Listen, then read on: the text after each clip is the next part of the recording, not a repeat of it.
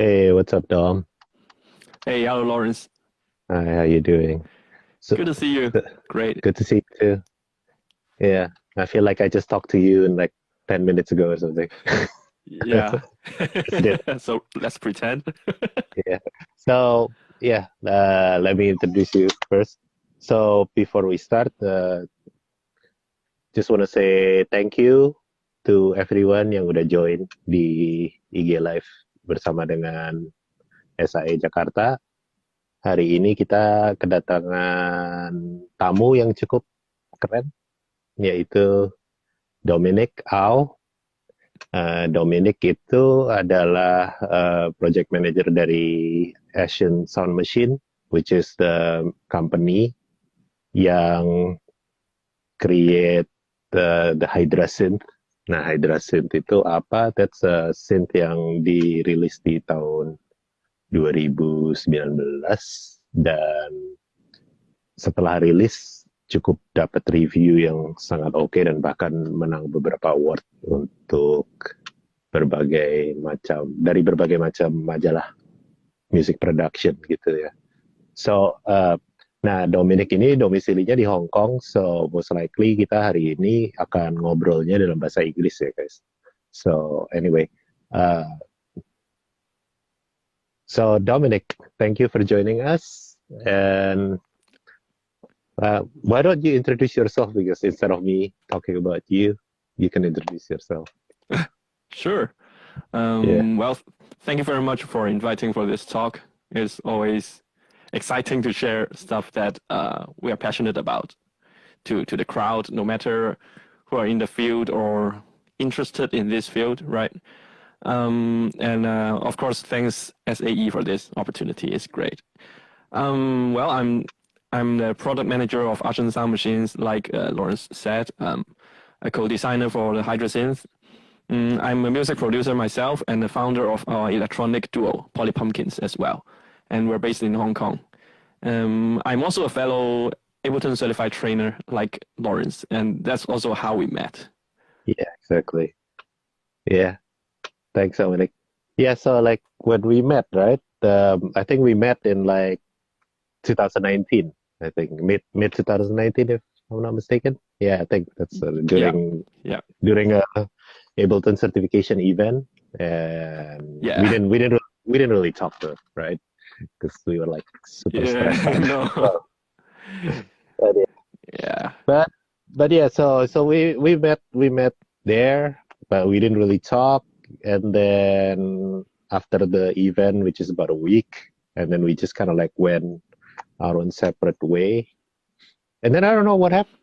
What actually happened that we ended up like reconnecting. I Well, I think. think that after the event, we went out once, right? And we talked about Yeah, yeah. synthesizers a little bit. And you Hmm. said you have a Juno 106 that's waiting for repair. And Until later today. we talked on Messenger about that. Yeah, I think. Yeah, Yeah. yeah, yeah, yeah. And then one day, I think you just asked, dude, let's collapse. I think that's what it is. Yeah, and then we collaborated. Yeah, and then we make some tune together and release it on Spotify and stuff like that. So Yeah, so yeah, so let's talk about Hydrasynth. The Hydrasynth. sure. When first time I heard about it, that was like actually from you directly. It was like in our group. You just kind of like sent this announcement about this new synth called Hydrasynth, which is at the time I was like strictly the in the box kind of guy, like I don't Hmm. I don't really touch hardware synth. I mean, I used to have hardware synth, but it get to the point where like I was really convenient. I think the convenience of working with software only kind of at that Hmm. time outweigh working with hardware. So I was kind of scoff at it. I was like, who'd want to buy a hardware synth? At that time at least. I was thinking like that. So I just saw that announcement and I was kind of like, oh, okay, cool, but big deal. And then couple months later, I start reading all these magazines. Like because like I read magazines like Computer Music and Future Hmm. Music. I read those two magazines like religiously, and Music Tech too. And there's a review of your synth, that's smack in it, and I think it got score 9 out of 10 or something like that. So I was like, wow, this must be something, right? Because people talk about it. And then I think not too long after that, it starts getting like people start saying this is a synth of the year. And then like I was watching YouTube and I was watching this guy, Bo Beats. And I mean, it sounds like the guy like found the love of his life, when he's talking about your synth. So yeah.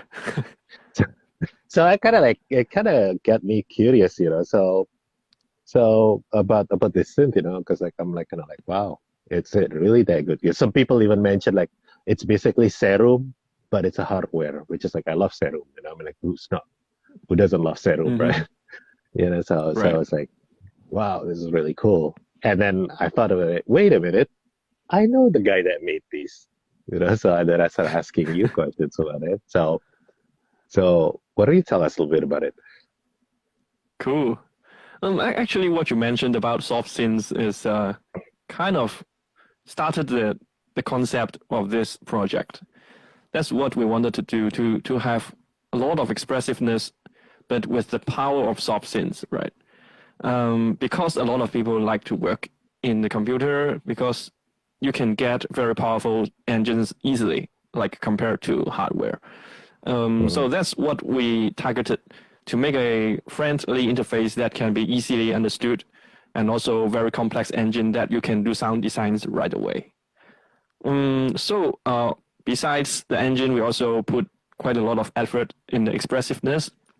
So we were inspired by the famous synthesizer Yamaha CS80, the one Vangelis used on the Blade Runner soundtrack, right? It has the ribbon and polyphonic aftertouch. So polyphonic aftertouch is you can do per voice modulation on the keys.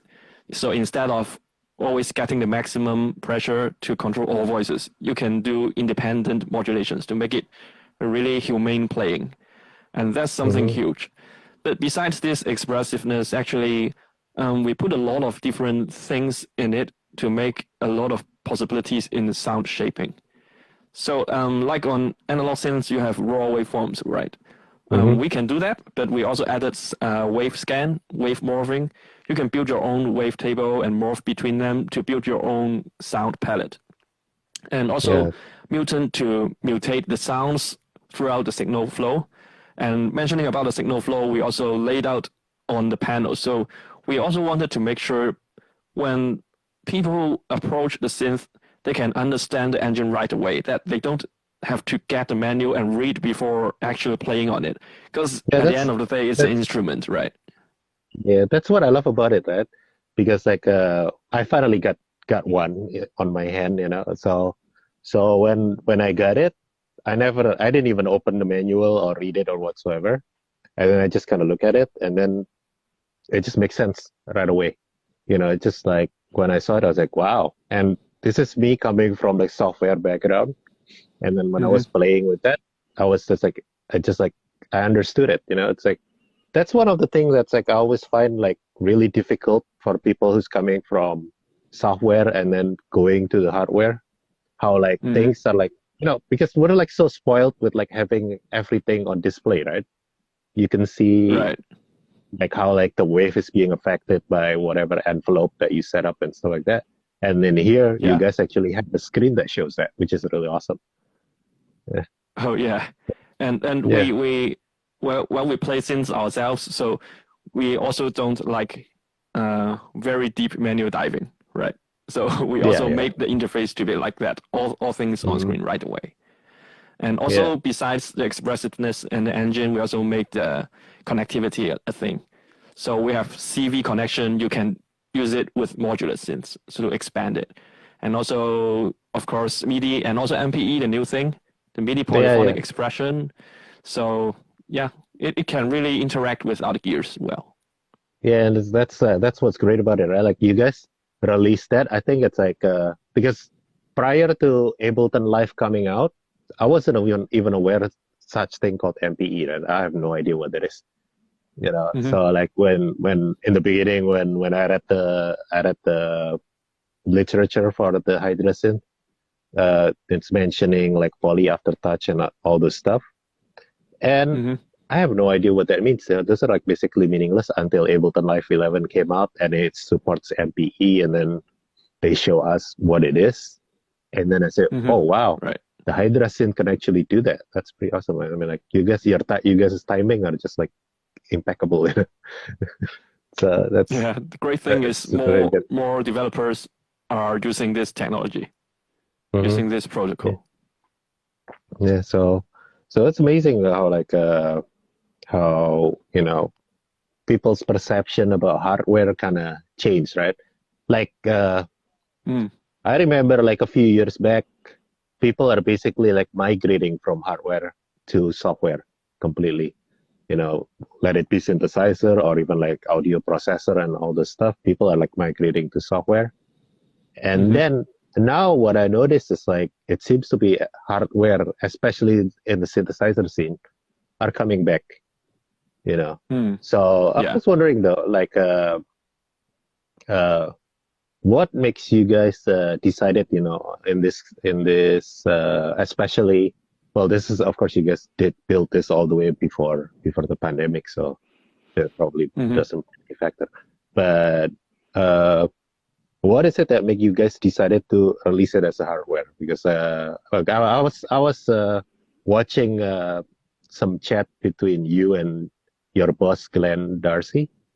And Mm-hmm. it's talking like how you guys started with it was like built on Macs or something, right? Wasn't it the software Oh, tools? we used Max as a controller to Yeah. play with the early prototype.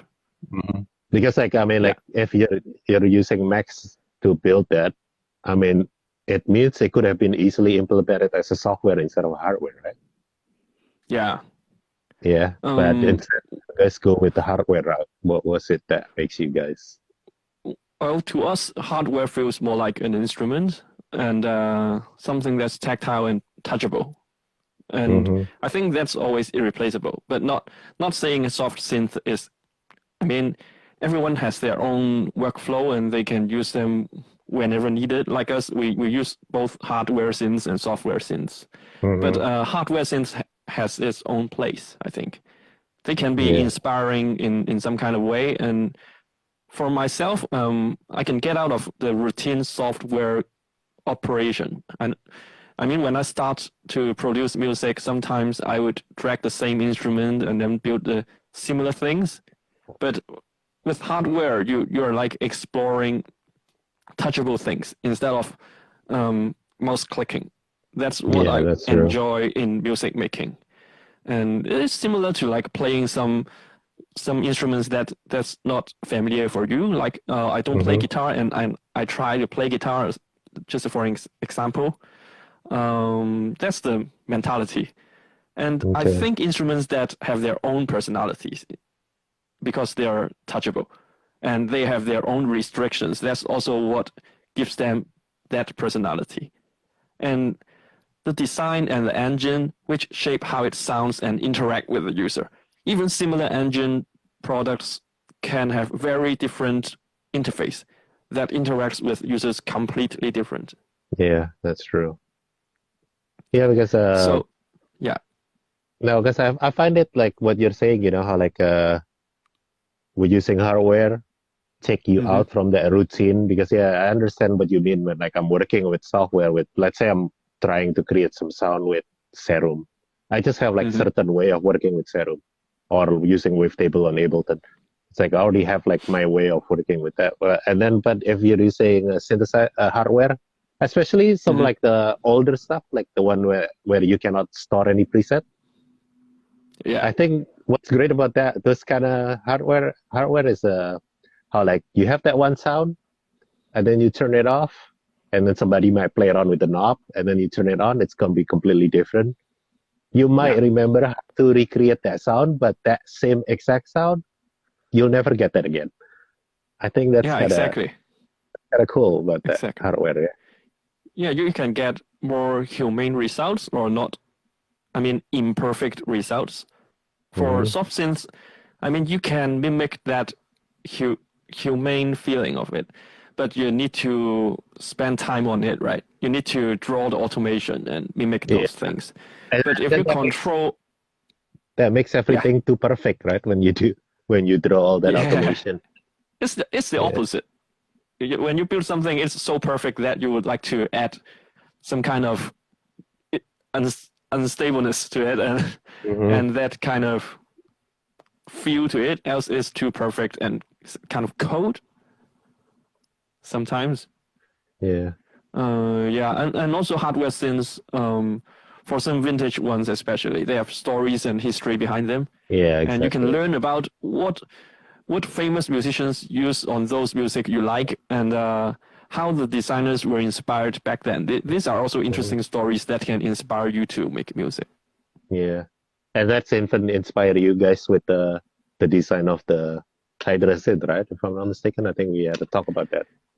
How Yeah, we have a lot of inspiration from a number of synthesizers, like the CS80, the Oberheim Matrix 12 or yeah. Expander, and also from the Prophet T8, I think the Polyphonic Aftertouch. We got that feeling and translated it to the modern technology. Yeah, speaking of like, how like you mentioned Vangelis with the Blade Runner soundtrack and the Yamaha CS80 and all that stuff. By the way, if you have a Hydrasynth, there is this one really most popular preset that comes with it. They call it the Blade Runner title, I think. Yeah, Blade Is title. it Blade title? Yeah, which I use all the time because it's just like so good. Because I have a funny story about that one, yeah, because I used to do my YouTube channel regularly, giving tutorials on sound design, and I was trying sound design. I was doing a tutorial on how to do the Vangelis sound, the Blade Runner sound on Serum, and some random guy gave me a comment. Nah, man, it's like this one. Sounds pretty close, but it's just not expressive. It's like it's like it doesn't move like how the one Vangelis does, because and then I didn't know anything about MPE or whatsoever, or Poly AT or whatsoever. So whatever he said makes no sense to me at the time, and then now I know why it was. Now I know exactly what he meant, because mine was pretty static because it doesn't have that movement. Because even the Blade Runner sound, if you just play it on a regular keyboard, it sounds completely different than like. I mean, I don't have the keyboard Hydrasynth, so I don't know. I can't vouch for that. But even with the desktop using the pressure point, you make it come alive. Make that preset come alive. That's kind of like one of those things that I think is just amazing and great. Yeah. When we released the Hydrasynth, some guy said, "Oh, I'm not a keyboard player. I don't know how to play Polyphonic Aftertouch." Well, that's an instrument. You got to try it. Actually, when you press on it, you can get it right away. Well, that's No kind of need like to worry about that. one thing that I regret about getting the desktop, right? Because that's the first thing that I say. I don't play keyboard, so I don't need that, because I can barely play correct, let alone having to think about like playing around with the polyphonic aftertouch and stuff like that. But now I kind of regret it. But oh well, you just have to live with it, right? Either I'm gonna sell that and buy another one, or I don't know. but but even then, or buy a MPE controller, maybe that's the other way around to do it. Yeah, also a Yeah, good solution. but yeah, so now you mentioned earlier about how you can patch this into a modular system, right? Yeah. Well, and Yes. to some of you that don't know, right now, especially in the whole synthesizer scene, modular is making like a comeback big time, right? Like everybody seems to be like that seems to be like everyone's ultimate goal is to have like some kind of modular setup. Even I was at one point I was tempted to do that. I talked to you, and you only smirk at me and just say, "Be careful, man." That's all you said to me. Yeah, because the big story is like I asked him, dude, I think I want to build my own modular setup. I think I'm just gonna build a simple one. Just gonna buy like a digital oscillator, and then a couple ADSR module, and then couple filter and an amp, and that should be it. and I'm done. And then Dominic was just saying, well, that's what they always said when they want to start. And I actually, well, thank God I never go down that route. I'm just gonna stick with like whatever. That's kind of like a thing that's already done, That's because For now. yeah, no, for real. Yeah, Okay. but you never know. But yeah, but that's the thing, but it's like how like modular is making this big comeback. Why do you think though? Why it's like it's making a comeback? Why does people kind of like are like so wants to get that whole modular setup? I mean, you have a modular setup, right? Yeah, I I have a think you small one yeah. over here. Yeah. Mm, Well, because modular synths can have infinite possibilities, right? Compared to like keyboard synthesizers or semi-modular synthesizers, they're more like fixed signal path. And you have to live with that fixed signal path. So for mhm, completely open system, you can design by yourself. You have full flexibility. Um, you can combine modules that you want to have in your system, and once you build them, you can cross-patch them, and make really interesting patches. Because there are so many synthesizers out there, right? Nowadays, mhm, you want to have your own signature sounds. So yeah. people like to build their own system, build their own style, own signature designed sounds. So also on modulars, there's no limitation to whether they're analog or digital. You can have some analog modules, some digital modules, some gadgets, and combine them, even like drum Mhm, machines, samplers, and then just do a real-time complete off-the-box track right away, even in mhm, performance, right? Yeah, so you can do design and customize and build your own system, and then there you go, you have your own yeah. sounds. And you're Yeah, avoiding and that whole like, oh, this is like it sounds like a book or this sounds like a chord, the kind of thing, right? So you can avoid that right, pitfall. right, Yeah. right, and also But with semi-modulars like the say Korg MS-20, you can insert to the breakpoints and do things with your system, modular system, and also Hydrasynth. You can also do modulations from the Hydrasynth or from mhm, some interesting modular Eurorack modules back to the Hydrasynth, like yeah. a lot of fun stuff that you Well, can actually, just yeah. imagine. But you can actually do that same thing with the Hydrasynth using your existing synthesizer too, right? It doesn't have to be a modular setup, right? Can you? No, we have a lot of modulation slots in it, Yeah. so the mindset is similar.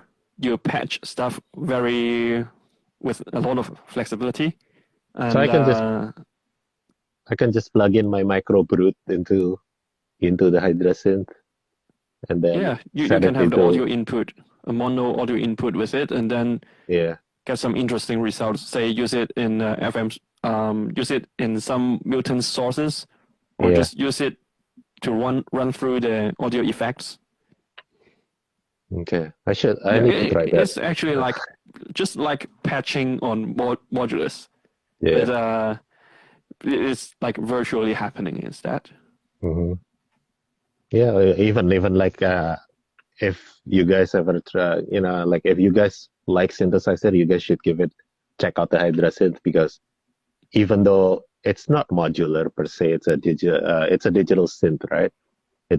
Even though it's not modular, but the way they design everything, it's like even that design concept, you guys are using that concept, that modular concept, right? By like setting up the filter as its own module, the oscillator as its own module, and you patch them like the way you do it in the modular synthesizer, but instead of patching a cable, you're doing it virtually, like what you mentioned. So Yeah, it's a and fun.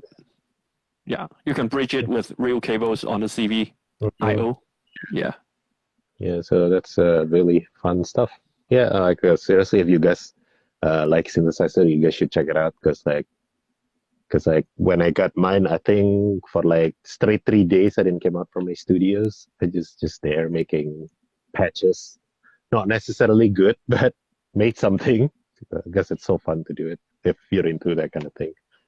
Uh, Mm-hmm. so we're talking about modular, and then uh, we previously we mentioned about software, right?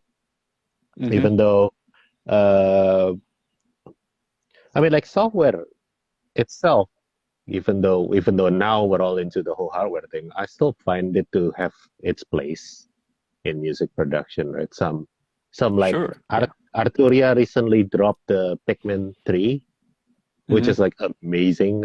After I tried it, I was like, wow, like, and that's kind of like where I'm going now. Is like, that's one thing that I always find the whole digital technology win over analog is the ability for you to constantly upgrade them, Mm-hmm. right? Yeah. Like I know the Hydrasynth when it first came out, the Hydrasynth have a LFO and a step mode where like it was max to 16 step or something, and then with the right, it was 16, right? Isn't it? I'm not sure, 8 or 16, 6, Yeah, maybe but it 16. was it was it was a small number of step, and then when they update the firmware, it goes up to like 64, which is Yeah. try that with your Minimoog. That's never gonna happen, with your Minimoog. Like like I have one of my favorite synth other than the Hydrasynth is the Arturia Microfreak, which is pretty inexpensive for a synthesizer, Mm-hmm. at like $300 or 5 juta, 5 million. And that thing's I think it's like amazing, like it's like this little thing that feels like a toy because it's like so light. But Mm-hmm. and then they right now they're already up to version 3 on their firmware.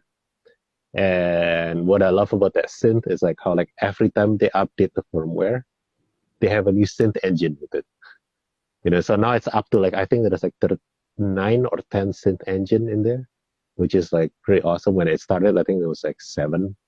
So Mm-hmm. so that's kind of like that's one of those things that like the advantage of being digital, right? Compared Yeah. to is that one of the driving force on why you guys choose the whole digital platform instead of going with like analog? Because like a lot of people basically out there are like making analog still, right? Because supposedly analog is better. That's what they're saying. Well, we might think in the way that we want to have a more wide, wider sound palette instead of thinking whether we want to do analog or digital. And Mm. also, given that Glenn did quite a lot of analog synths back in Arturia, right? Oh yeah. Speaking And of we Glenn, let me explain a little bit about Glenn.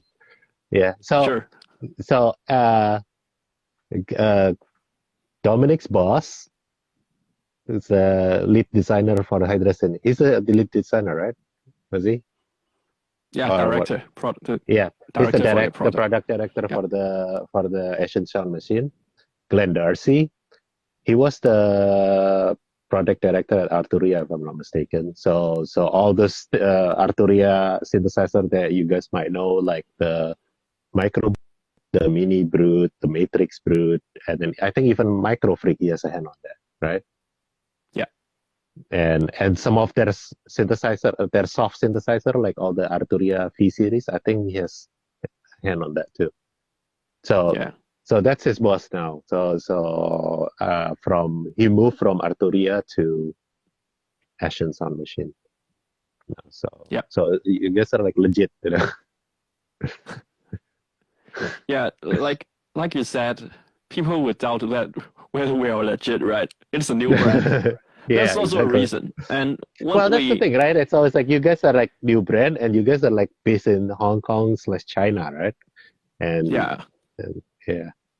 Well, we as a new brand, we gotta impress the community. Hmm. So what can we do? This is the question. And if we just do another like clone of certain famous analog synthesizers without much new stuff, that's not going to bring us to this place we have nowadays. Yeah, it's true. So we chose the route to do digital synth as our debut product. And like you said, that's very flexible, and we can expand. And we have our own chip, so we have the engineers, we have all the resources, and we have a team of keyboard engineers as well. So we knew that there's the possibility to make Polyphonic Aftertouch happen. So all these new technologies combined then, and we have this product. Yeah. And probably would that have, since you guys are going digital, would that play a role with the pricing too? Compared to like if you guys do all analog, would that? Yeah, for sure. I Yeah. mean, if you're a new brand and you're selling analog with not relatively low priced, it's hard to get it selling, right? Yeah. Because like that's the thing. What amazed me with your product is when I started using it, and then I was like, wow, for the price that I pay for this could be easily worth like at least twice as much. It's like the direct most people compare your synth, the Hydrasynth, probably with the Novation Peak, right? That's kind of like what I see on the internet. They seems to always compare it with Novation Peaks, even though it's completely different product. It is. It's Right. but I guess because Novation Peak is basically a digital synth, right? I think. Is it? I think they have an analog filter. Oh, analog filter, but the rest is digital. It's a digital oscillator, yeah. Yeah. If I'm not mistaken. But it's also a good sounding synth. Yeah. So yeah, it sounds really nice too. And the Novation Peaks basically cost twice as much, pretty much, if I'm not mistaken. Mm-hmm. Right? Yeah. So when I saw this, I was like, wow, this thing could have easily worth being sold for that price, and even if you buy it at that price, you would still feel that it's worth the money, So, and the fact that you guys are selling it for that price, I think it was like, what was it, $759 or $769 for the desktop in the US dollar? $799. Yeah, it's like about $800. Yeah, about $800 for that synth. You get a lot. Yeah, you get a lot for what you pay. So I think that's really great. And yeah, that's the route that we chose, because we want to have more people to own it, instead of making it a boutique brand that only only a small amount of people can use it, right? No, I guess it's a different way of selling, right? Because I know there is this one Japanese synth company. I think they make like a boutique synth. I forgot what it's called. It's their name is like inspired by Blade Runner. Something. I think they just released one that's like basically they try to clone the CS80 or something like that, if I'm not mistaken. And they were selling that for like almost $4,000 for that thing. Well, they have their fans, I'm sure. Yeah, that's for sure. Yeah, different targets. Different targets. But I mean, yeah, I understand where you're coming from, though. With you guys being a brand new, a new brand, you guys was like trying to get out there, and I think it's like, and I think it was such a success with that first product that you guys launched. With that, thank you. So, yeah. And then speaking of this, how do you use your synth, using synth in your production? How do you do it? Well, I use both hardware and software synthesizers. The software synthesizers, the advantage is you can get the sounds you want really quick. When you need to be efficient, and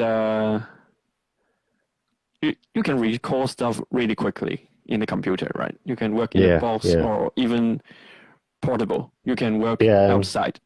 Yeah, and I found that to be very convenient too when we were doing our collaboration, because when we did our collaboration, Dominic was in Hong Kong and I was in Jakarta, and having the same soft synth kind of makes the work a lot easier, because we don't have to save everything in audio, so it's faster. Yeah. Yes, which compared to hardware synths, it can also be an advantage that you cannot reverse, right? So for some analog synths that don't have presets, you need to play it, set a sound, play it, and then record it in audio, and there's no return. Mhm. That's also the fun part, that you have to Yeah. play it right. Or, I mean, just try to keep things moving on instead of too focused on only one element, and you can hardly finish stuff if you work like Yeah. that. Yeah, exactly. Yeah, because like I was like recently I had a chat with another Ableton certified trainer, which is based in Hong Kong too, and he was asking me the same questions too. Like how do you make it? How do you optimize your workflow? So you can kind of like, well, especially he asked me like when I mix, like how do you do it? And I say I just turn everything into audio because then you commit and then that's it. You can go back to that one. What's done's done.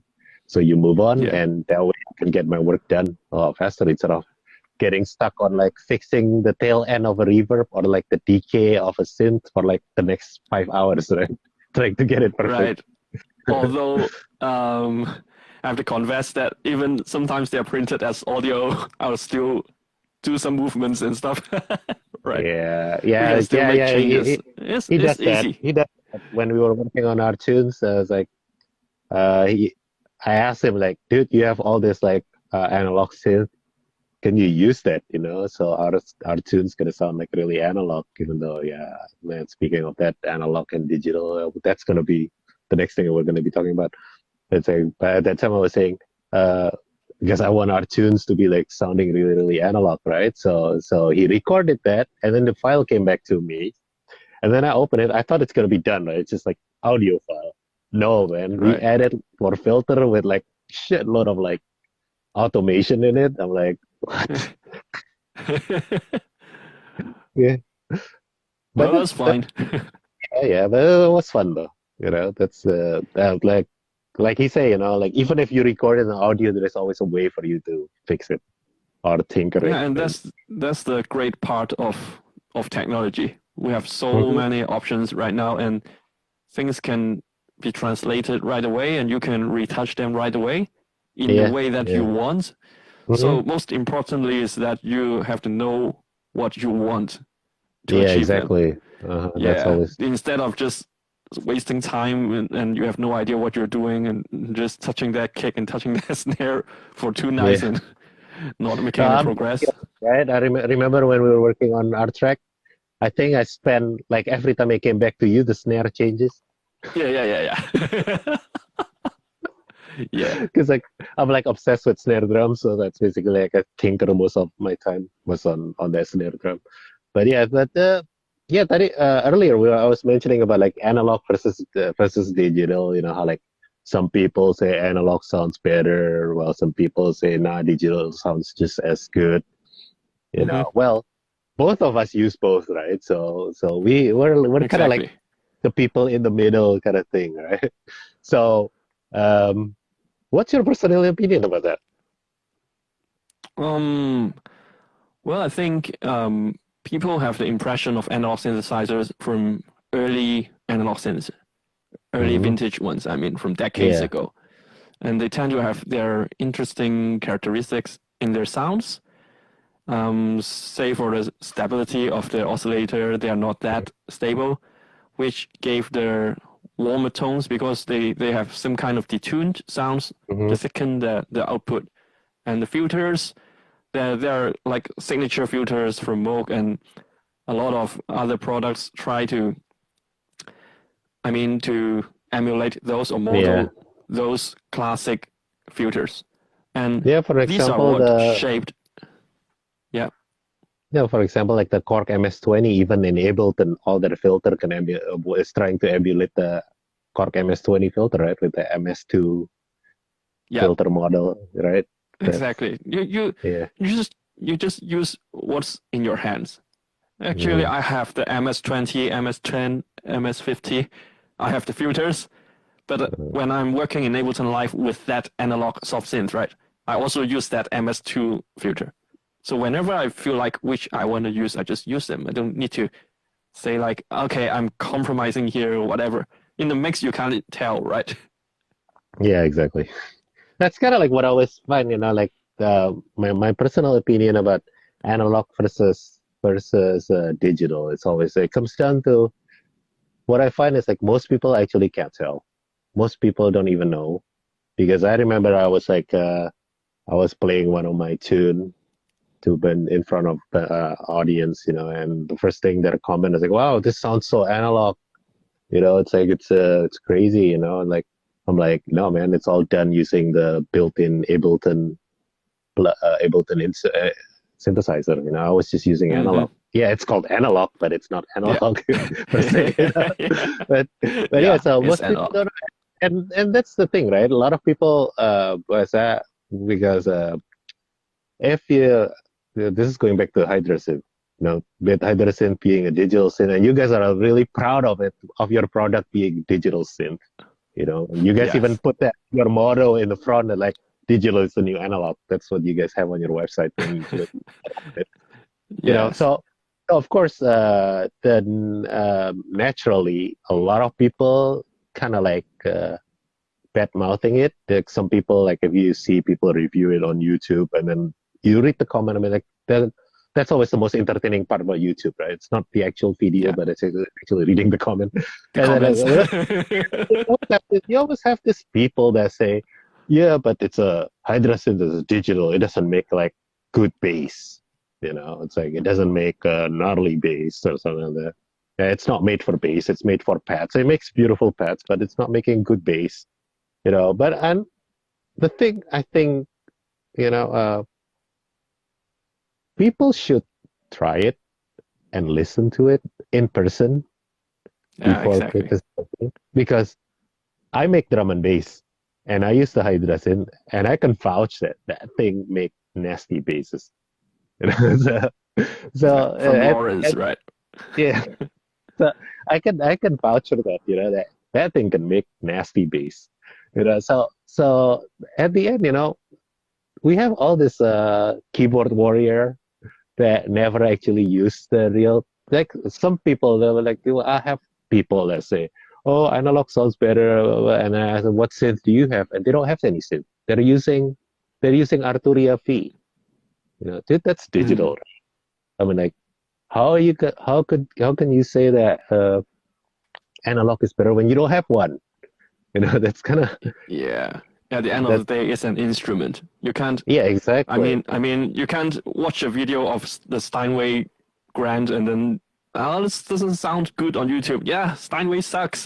Yeah, there's no Mm. point. Yeah, I mean, exactly. you have to play them, Uh-huh. actually to feel them, right? Yeah, I exactly. mean, you don't do comments like that. But yeah, Yeah. that's the internet anyway. We can't Yeah, and stop them, and it's fun to also, read them.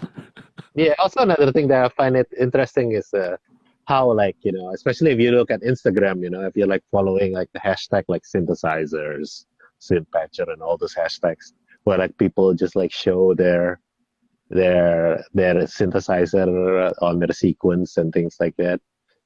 Hmm. If you notice, almost all those people plug everything into some kind of pedal effects, right? So Yeah, at quite a the lot end, of them. Yeah. yeah, I think 90% of them, that's what they do, right? They plug their synth into a pedal effect. So at the Hmm. end, it doesn't really matter whether your synth is digital or analog, right? Because it's either you're running it through a digital effect or you're running it through analog effect. At the end, it's the same thing. It's either your signal is converted into digital or it's converted into Yeah. analog synths. So at the end, it's really, DAAD, DAAD. Yeah. yeah. At the end, there is no difference about it. It's a matter of like what was it? Someone was telling me it's not the tools, man. It's the person that use it. Does he know how to use it or not? I think that's the most important thing Exactly. that people need to remember about synthesizer and or any musical instruments. It's all about like the person behind it. You know? Yeah. Just makes use of what you have. Yeah, exactly. And So yeah, I so think I think digital synths is is not the same thing as a decade ago already.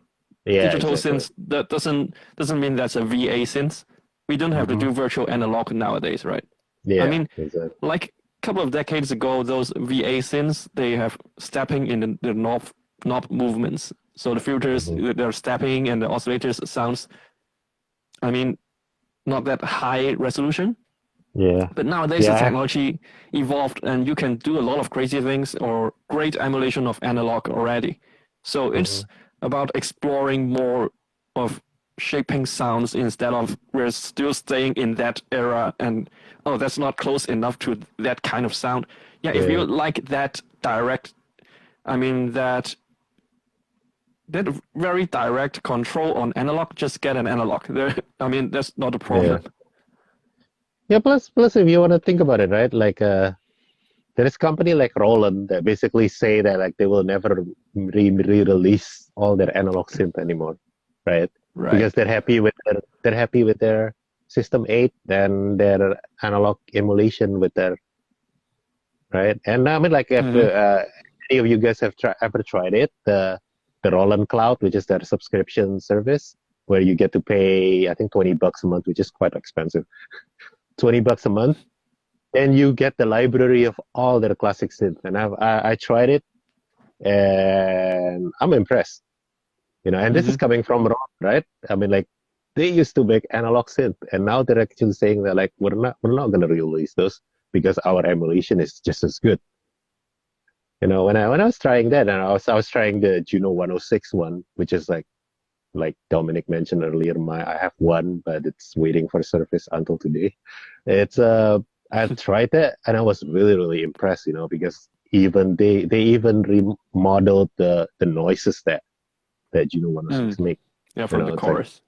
Like, yeah, so that's just like how I mean, like the technology have gone like leaps and bounds when it comes to like I have a virtual analog synthesizer that came out maybe 20 years ago. I think it was the Korg MS 2000, which sounds awesome at the time. I mean, like I don't know, I don't have it anymore, but they don't sound as good as it could be, I know, compared to the digital synth of today.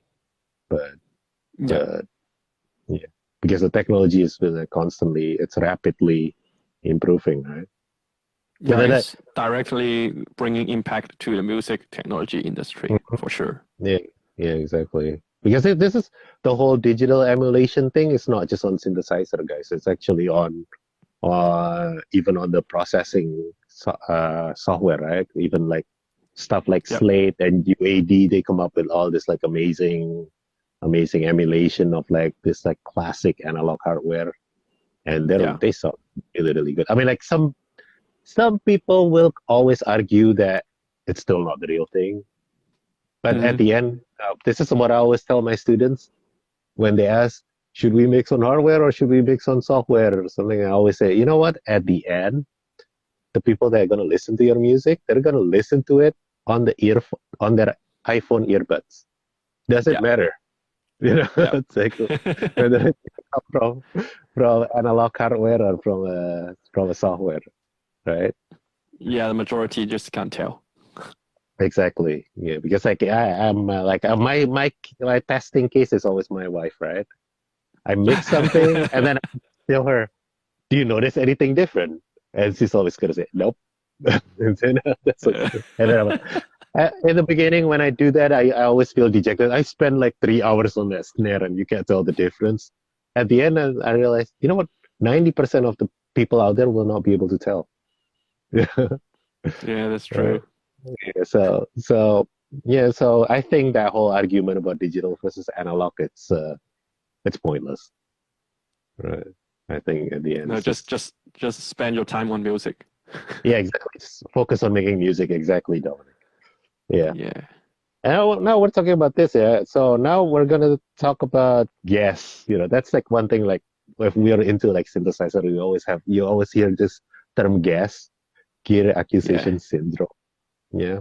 And I'm guilty of that. You know, prior to meeting Dominic, I never spent money on any synthesizer, and now I'm already like I'm about to buy like a new synth, like hopefully today or tomorrow. You know, that's gonna be like my fourth synth in like 2 years, which is some people buy more than I do, but for me that's like quite a big change, you know. And like and sometimes someone's wondering, you know, do I really need that or not actually? You know. It's like when I just got the Hydrasynth, the first thing that popped in my head after 24 hours with it was, you know what? I don't ever need to buy another synth because this synth can do anything that I want. That's what I said. Sounds when familiar. I bought it. Yeah, and this happens in like maybe not too long ago, March or something. So that's like only like no February. I bought it in February. So that's only like 3 months, 2 months ago, not even 3 months, but on the way to 3 months. And I'm already thinking about buying another synth, so, and, so guess is real, gear acquisition syndrome is real. How do you deal with that? Because I'm sure you have that issue too, right? If I tell you I don't have it, I'll be lying. Yeah, look at your But studio. It's like- but I I think that the most important thing is you keep learning. You keep learning things from the synths or instruments or devices you buy, right? You I mean, you have to get things out of that, not just buying things and take some photos and upload them to show off, and then later you see it sneak in secondhand market. yeah, yeah, exactly. We know people like that. Yeah, a lot of that. I I used to buy a lot of vintage synths, and I got rid of a lot of them and stripped down. But I would say the synths I had played with, I learned things from them. Like MS-2000, I had it before. Cork Radius, I had that before. Like I mean, even VA.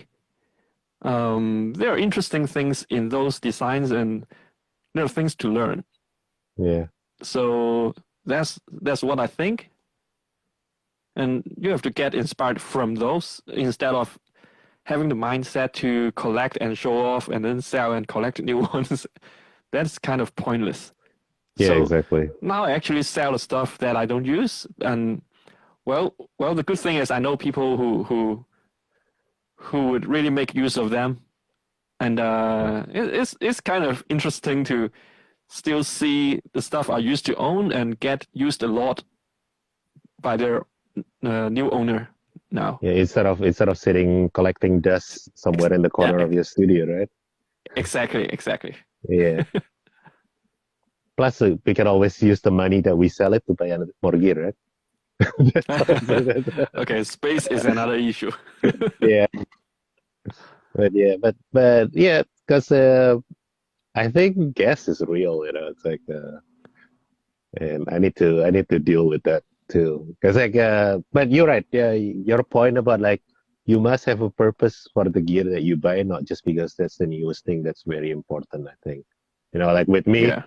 the main reason why I want to buy that one synthesizer that I say I'm gonna buy either tonight or tomorrow is because all Mm-hmm. my stuff has been digital.